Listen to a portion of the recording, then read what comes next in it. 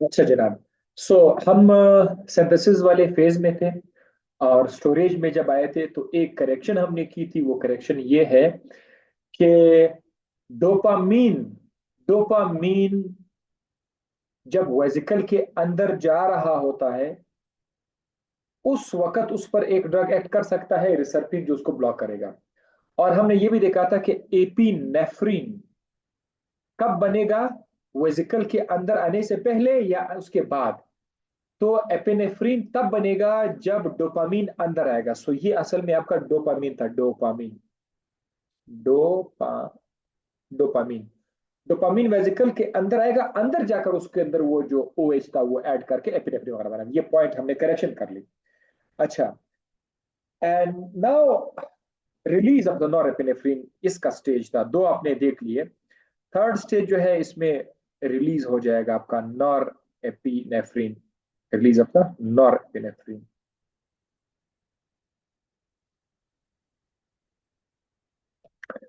फिर से उसी तरह का न्यूरॉन हम लोग लिख रहे हैं। और यहाँ पर आपका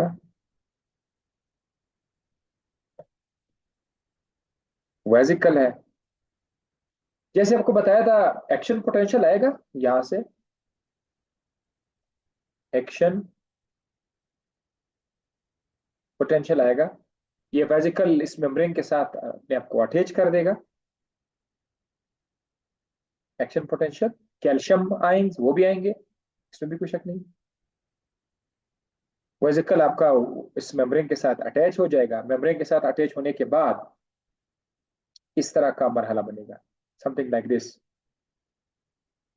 अब देखो ये खुल गया, इसका जो मेम्ब्रेन है वो खुल गया, और जितना न्यूरो ट्रांसमीटर एपिनेफ्रीन वगैरह है वो यहाँ पर आकर रिलीज हो जाएंगे। एपिनेफ्रीन यहाँ पर आ जाएगा, ठीक है। ये जो जगह है, ये आपका साइनेप्टिक स्पेस है, ठीक है। साइनेप्टिक क्लेफ्ट हो गया, साइनेप्टिक स्पेस में ये स्पेस बहुत लाजमी है, क्योंकि हमने बहुत कुछ फिर यहाँ पर देखना भी है, ठीक है।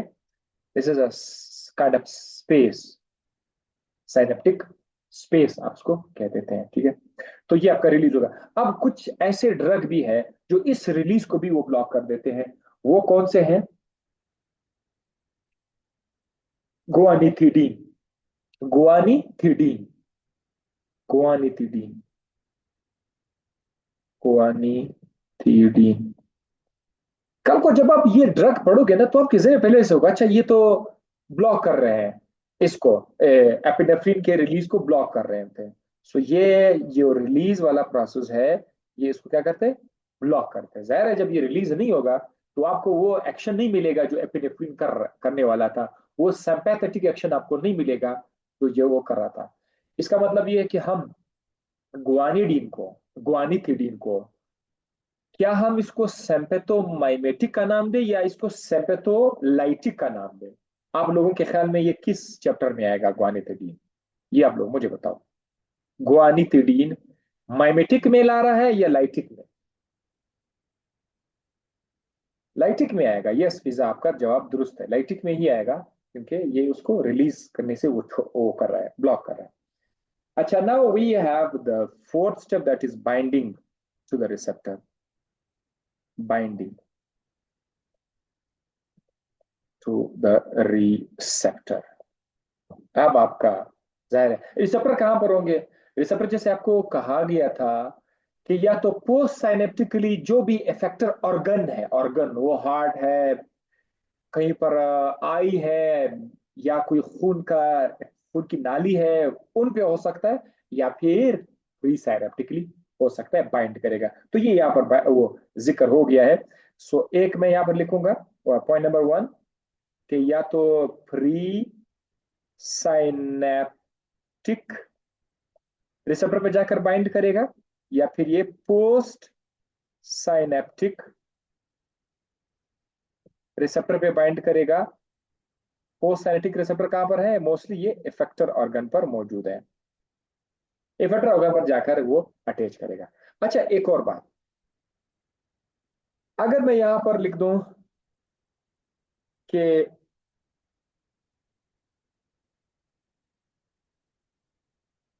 दिस वन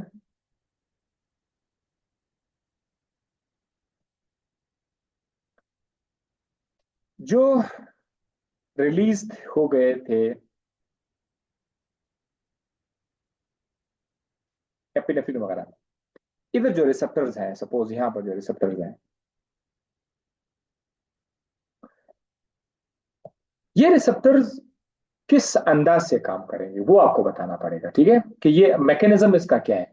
आपको चैप्टर नंबर 1 बिल्कुल स्टार्ट में बताया था कि रिसेप्टर किस तरह एक्ट करते हैं, जी प्रोटीन है, एडेनिलाइल साइक्लेज है या लाइगेंड गेटेड है, वो आपके लिए उन्होंने यहाँ पर मेंशन किया हुआ है कि cyclic adenosine CAMP, cyclic adenosine monophosphate, ये CAMP यूज करते हैं। इसका मतलब आपको फौरन जहन में आ गया हो कि साइक्लिक AMP तो, हाँ बिल्कुल याद आया, जी जी जी, ये जी प्रोटीन कपल्ड से था। ये फौरन आपके जहन में आएगा, हाँ ये जी प्रोटीन कपल्ड से था। और आपके जहन में ये भी आएगा कि जी प्रोटीन कपल्ड में ये एडिनाइलाइल साइक्लेज, एडिनाइलाइल साइक्लेज एंजाइम के साथ कनेक्ट था, जी प्रोटीन के साथ एडिनाइलाइल साइक्लेज कनेक्ट था। तो ये वाला जो एपिनेफ्रिन वाले रिसेप्टर होते हैं, वो इस तरह मैकेनिज्म से भी आपको नजर आएंगे, एक। और दूसरा जो है वो है इनका IP3 यानी फास्फोलाइपेज सी। दूसरा है फॉस्फो फॉस्फोलाइपेज सी। ये हमने क्या पढ़ा था, फास्फोलाइपेज सी जाकर IP3 बना सकता है या फिर डाग बना सकता है। IP3 का काम किससे था, कैल्शियम से था, डाग का काम बाकी एंजाइम को एक्टिवेशन करने से था। ये बातें हमने बार बार पढ़ चुके हैं सेकेंडरी मैसेंजर। तो इस चैप्टर में एड्रेनर्जिक एगोनिस्ट एपिनेफ्रिन, नॉरएपिनेफ्रिन या इनके जो एगोनिस्ट होंगे, वो जब रिसेप्टर पे ऐड करेंगे तो वो रिसेप्टर इनमें से कहीं होगा, या तो वो जी प्रोटीन कपल्ड रिसेप्टर होगा एडेनाइलाइल साइक्लेज के साथ होगा, या फिर वो फास्फोलाइपेज सी के साथ होगा जो IP3 डाग बनाएंगे। तो ये आपको मैकेनिज्म भी एडवांस में बता दिया, ठीक है। Then removal of the norepinephrine. अब ये एक और स्टेप है, स्टेप नंबर 5, हमने इसको रिमूव भी तो करना है। रिमूवल ऑफ द एपिनेफ्रिन या नॉरएपिनेफ्रिन, तो फिर से ये आपका नेफ्रॉन है, और दिस,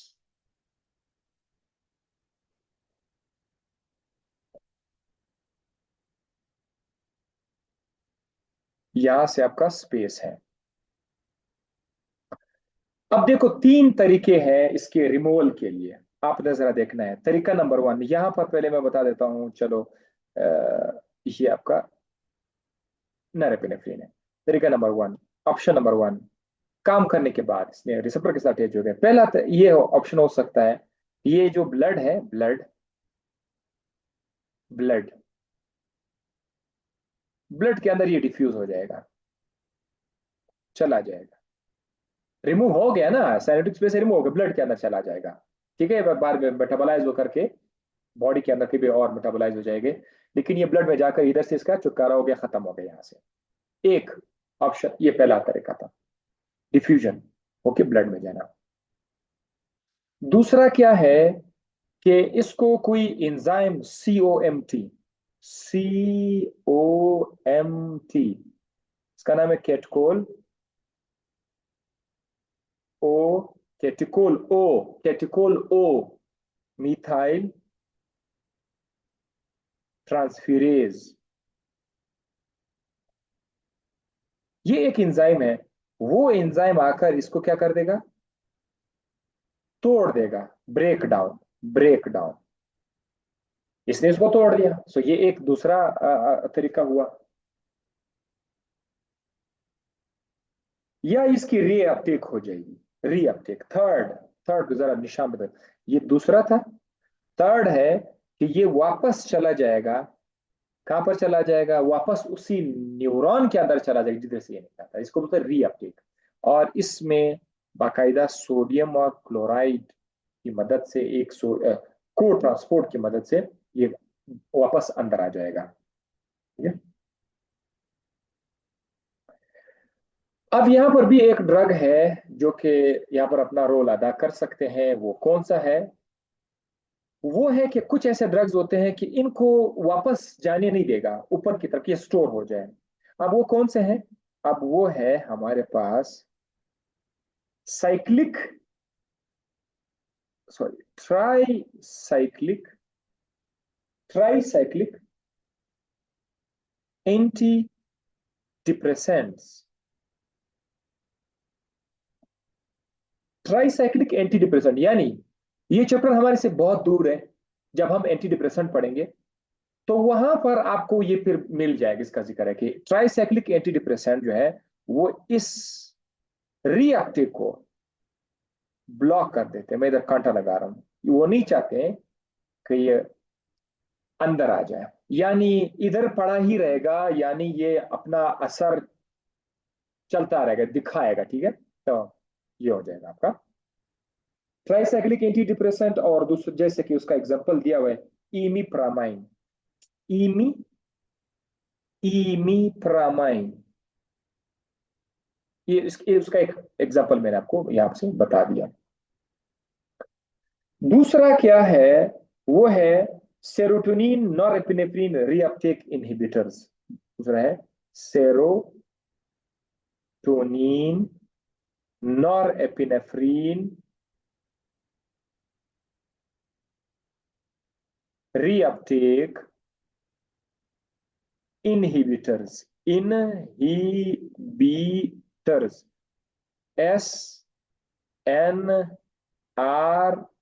बहुत मशहूर जो लोग मेडिकल चलाते हैं, SNRIs, SRIs, सेलेक्ट उसका सेरोटोनिन रिएप्टेक इनहिबिटर्स, या SNRIs, serotonin norepinephrine reuptake inhibitors. ये भी एक डिप्रेशन में डिप्रेसेंट, एज अ डिप्रेसेंट हम इस्तेमाल करेंगे। सो जब आप एंटी डिप्रेसेंट्स की तरफ जाएंगे तो वहां पर जब ड्रग्स आएंगे उनका मैकेनिज्म अभी से आपको क्लियर होगा कि ये किस तरह से काम करते हैं। ठीक है, ये उसको ब्लॉक कर लेते हैं। जैसे इसका एग्जांपल दिया हुआ है डलोक्सिटीन। डलोक्सिटीन डलोक्सिटीन डलोक्सिटीन, ठीक है, ये उसका एक एग्जांपल है। और दूसरा है कोकेन। दूसरा है कोकेन। कोकेन कोकेन भी इनको क्या करते हैं? रीअपटेक इसका ब्लॉक कर लेते हैं। हाँ, अब यहां पर है रिकैप्चर्ड नॉरएपिनेफ्रिन। अगर नॉरएपिनेफ्रिन रिकैप्चर्ड हो गया है, सपोज, यहां पर क्या कर सकते हैं? क्या कोई और भी ऐसा एंजाइम है जो नॉरएपिनेफ्रिन को आगे जाने या उसको और तोड़ दे? तो उसके लिए क्या लिखा हुआ है? जब ये अंदर आ जाएगा तो यहां पर ऑक्सीडाइज हो जाएगा मोनोअमाइन ऑक्सीडेज से। यहां पर एक माइटोकॉन्ड्रिया है, यह है माइटोकॉन्ड्रिया।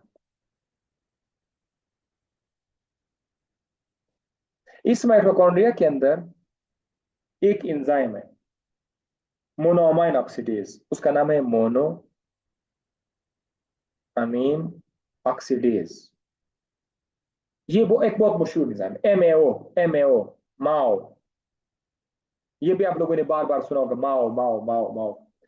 मोनोअमाइन ऑक्सीडेज यहां पर इस न्यूरॉन के अंदर एपिनेफ्रिन या नॉरएपिनेफ्रिन को ऑक्सीडाइज करके, ऑक्सीडाइज को तोड़ दे।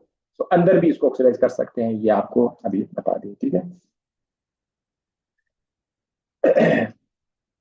बाद में शायद आपको फार्माकोलॉजी में लफ्ज दे, MAO इनहिबिटर्स, माओ इनहिबिटर्स, यानी कुछ लोग ऐसे खुराक लेते हैं, ऐसे खाने होते हैं जिनमें माओ इनहिबिटर्स होते हैं। माओ इनहिबिटर्स क्या करेंगे? वो इस एंजाइम को ब्लॉक कर देगा। जब आपका एंजाइम ब्लॉक होगा तो फिर इसमें एपिनेफ्रिन पड़ा रहेगा, ज्यादा देर तक पड़ा रहेगा। सो ये भी आपको फिर वहां पर काम आएगा। चले, ठीक है। अब अल्हम्दुलिल्लाह आप लोगों का ये स्टेज सारे खत्म हो गए। नॉरएपिनेफ्रिन कहाँ से आया, कैसे बना, किधर गया, और कैसे इसका रिमूवल हो गया। अब हम आ जाते हैं एड्रेनर्जिक रिसेप्टर्स की तरफ कि ये कहाँ कहाँ पर मिलते हैं। एड्रेनर्जिक रिसेप्टर्स की तरफ, एड्रेनर्जिक रिसेप्टर्स, एड्रेनर्जिक रिसेप्टर्स। इसको भी चेक करते हैं कि ये कहाँ कहाँ पर है। मैं थोड़ा सा इसको चार्ज पे लगा देता हूँ, क्योंकि चार्ज हुआ खत्म। अच्छा, और यहाँ से मैंने आपको,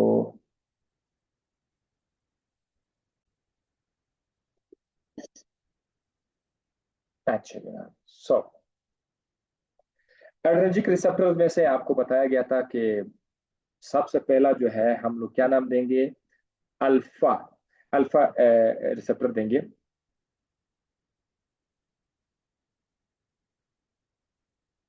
अच्छा, एक ड्रग है आइसोप्रोटेरिनोल,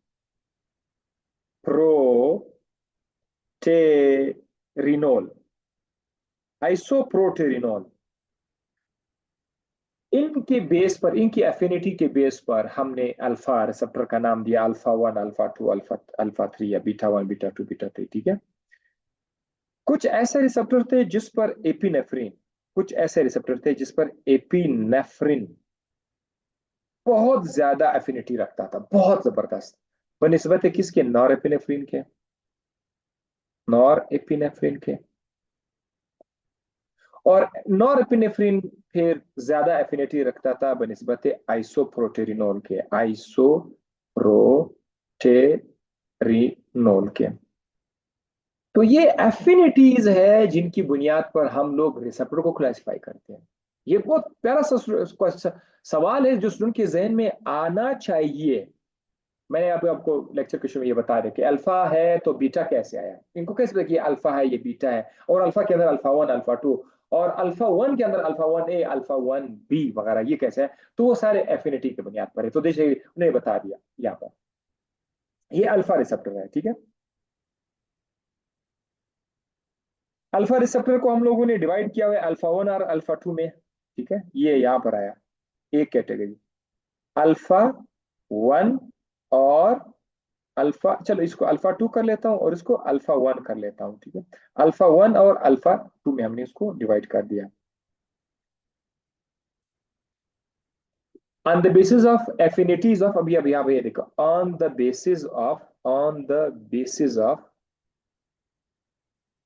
ये एक एमसीक्यूज में आया भी था, ठीक है। तो इसीलिए मैं आपको ऐसे खुल खुल के बता, और वो स्टूडेंट्स अक्सर वो मिस करते हैं, परेशान हो जाते हैं क्या होता है। On the basis of affinities of, option one में था agonist, antagonist, both, none of the, वो तो कोई क्या होता है। On the basis of affinities of agonist and antagonist, agonist और एंटागोनिस्ट दोनों की एफिनिटीज को मद्देनजर रखकर जो है इनको क्लासिफाई किया जाता है। हाँ, ठीक है। अब देखो अल्फा वन रिसेप्टर को अगर हम देख लेते हैं, अल्फा वन, इसकी बहुत हाई एफिनिटी है, किसके साथ, उन्होंने नाम दिया हुआ है फिनाइल एफ्रिन, फिनाइल एफ्रिन।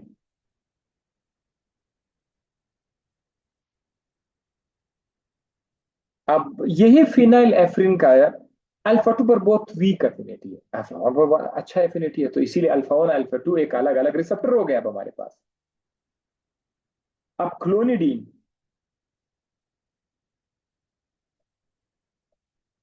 ये एक और ड्रग है, क्लोनिडीन सेलेक्टिवली अल्फा टू पे जाकर एक्ट करते हैं,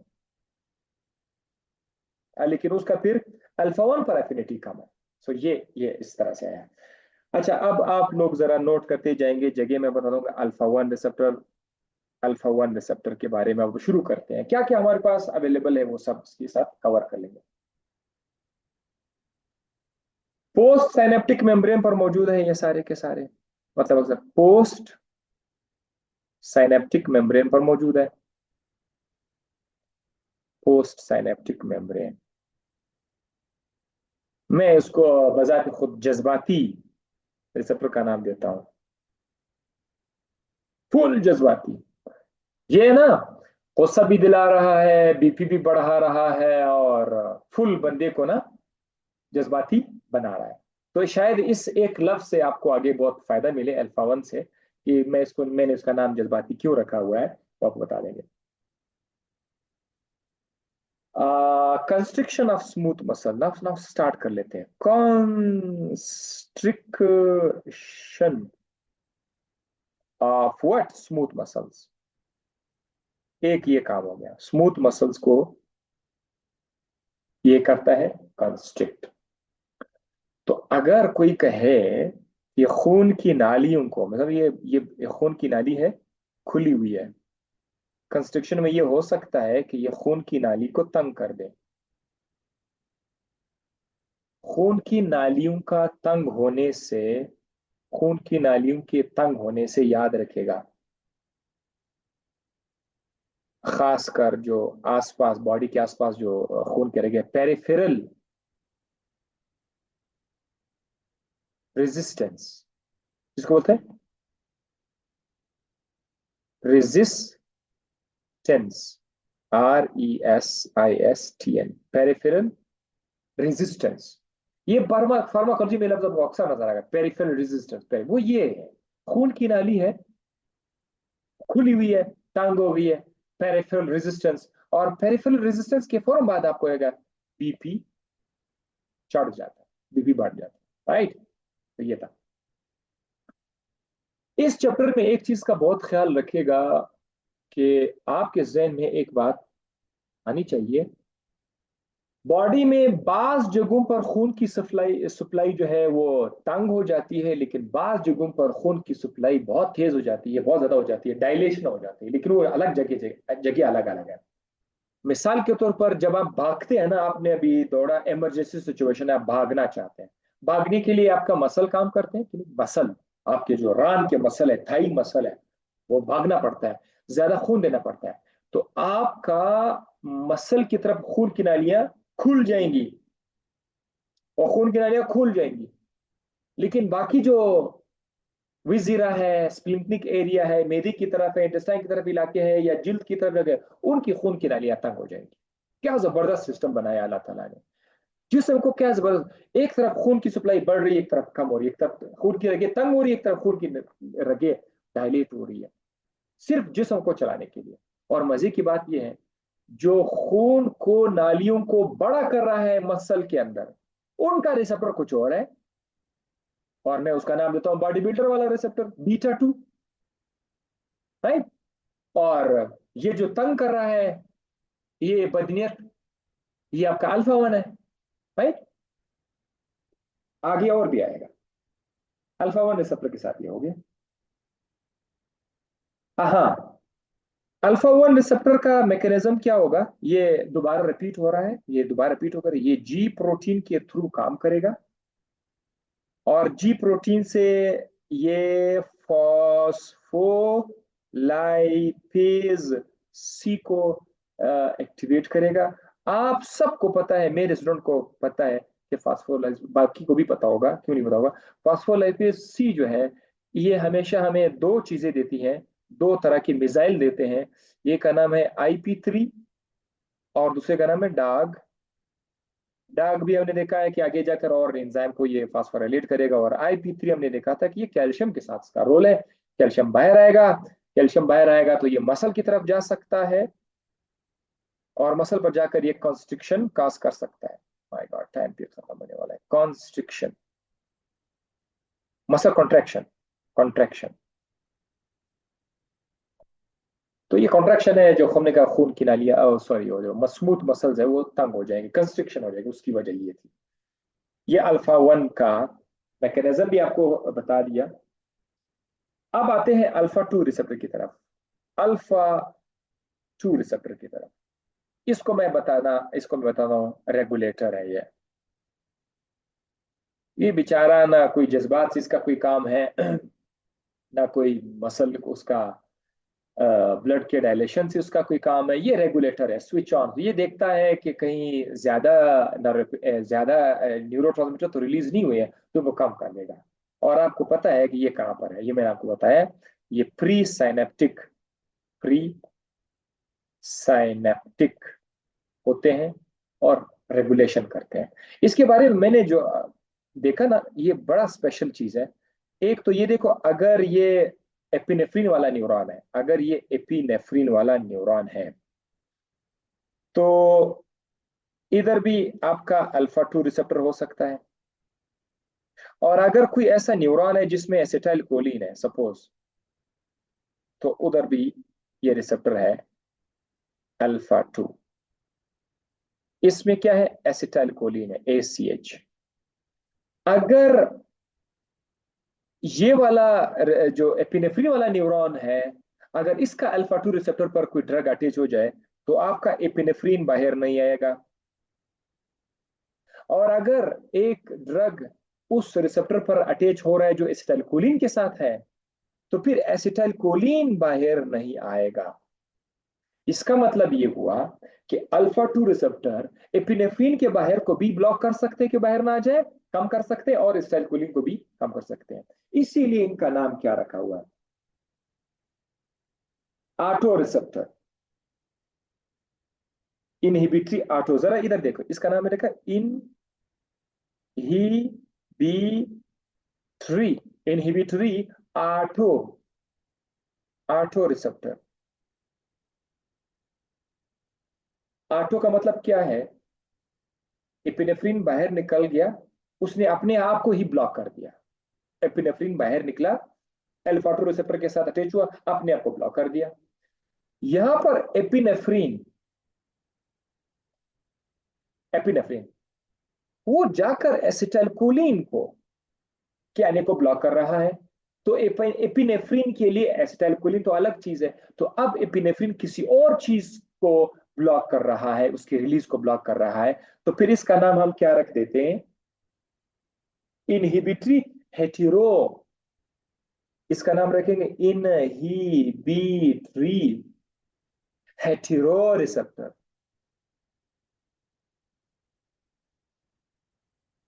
इनहिबिटरी हेटेरो रिसेप्टर्स का नाम लेंगे। अच्छा, ये बहुत लंबा चौड़ा डिस्कशन यहाँ पर था।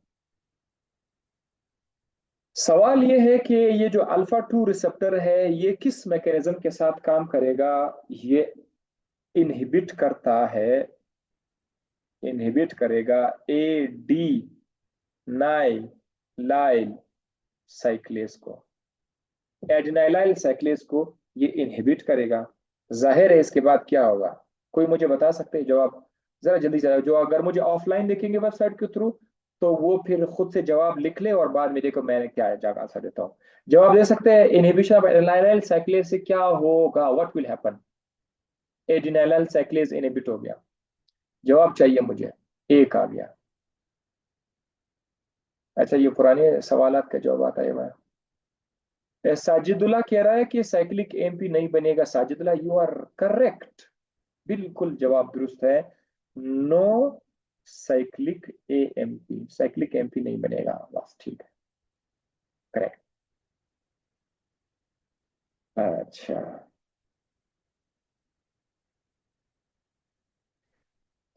अब जरा मैं आपको बताता हूं।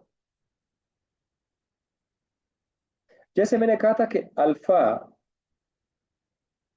1 रिसेप्टर जो है वो अल्फा 1 ए भी हो सकता है, अल्फा 1 बी भी हो सकता है, अल्फा 1 सी भी हो सकता है। मतलब इतने भी हम लोग जा चुके हैं। इस तरह बीटा 1 भी इस तरह हो सकता है। इसमें से मैं आपको एक मजा एग्जांपल बताऊं, टैमसोल्यूसिन,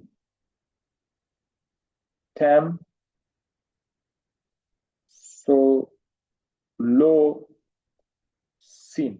ये एक ड्रग है, सेलेक्टिवली ब्लॉक कर, सेलेक्टिवली एक्ट करेगा किस चीज के ऊपर, सेलेक्टिवली एक्ट करेगा वो अल्फा 1 ए पर। अल्फा 1 ए को सिलेक्टिवली ये इस पर एक्ट कर लेता है, एंटागोनिस्ट है, सॉरी, एंटागोनिस्ट। और मैंने बताया कि आजकल रिसर्च की दुनिया में हम एंटागोनिस्ट भी बना रहे हैं, एगोनिस्ट भी बना रहे हैं। ऐसा एंटागोनिस्ट जो सेलेक्टिव होगा, उसकी उसकी उसकी वैल्यू बहुत ज्यादा, उसकी वोट बहुत ज्यादा है, उसको लोग बहुत पसंद करते हैं।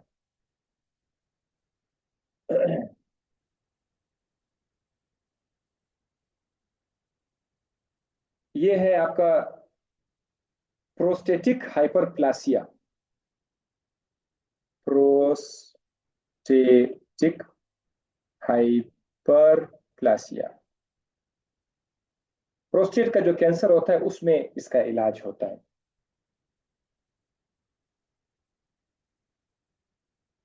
इसकी अब देखो इसका फायदा हमें क्या मिला।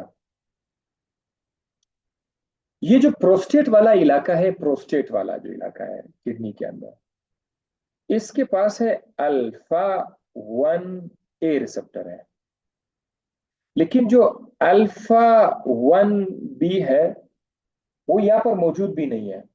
ठीक है, वो यहाँ पर मौजूद भी नहीं है। सो आपका ड्रग जो है वो सिलेक्टिवली आकर यहाँ पर एक्ट करेगा, बाकी 1 बी को वो ब्लॉक नहीं करेगा। सो दैट्स वाई ये इसका फायदा है।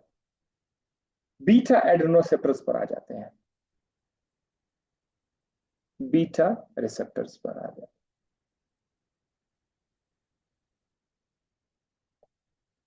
बीटा रिसेप्टर्स पे आ जाते हैं।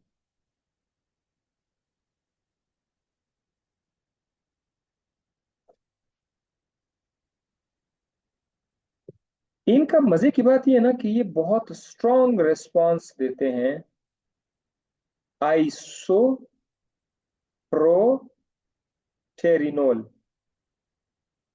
आइसोप्रोटेरिनोल के साथ बहुत अल्फा जो थे उन पर आइसोप्रोटेरिनोल बिल्कुल लास्ट रिस्पॉन्स था, मतलब लास्ट बहुत वीक एफिनिटी थी।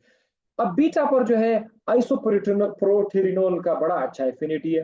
सॉरी, ये आपको डिवाइड कर रहा है। इसका मतलब ये इसमें सबसे बेस्ट आइसोप्रोटेरिनोल है, उसके बाद एपिनेफ्रिन, उसके बाद नॉरपेनेफ्रिन। इसका ऑर्डर इस तरह से जाएगा।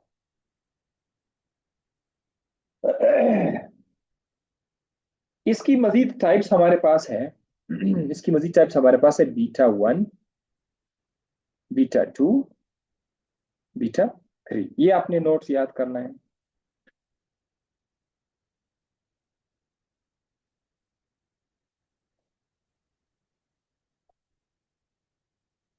बीटा 2 रिसेप्टर को मैं एक बार फिर से बॉडी बिल्डर वाला रिसेप्टर का नाम देता हूं। ये मैं अपनी तरफ से कुछ पॉइंट है जस्ट के जहन में आ जाए, कुछ कोई लोग कुछ मजाक किया जाता है, कोई जॉक लिया जाता है, मैं बस उसको बॉडी बिल्डर का नाम देता हूँ।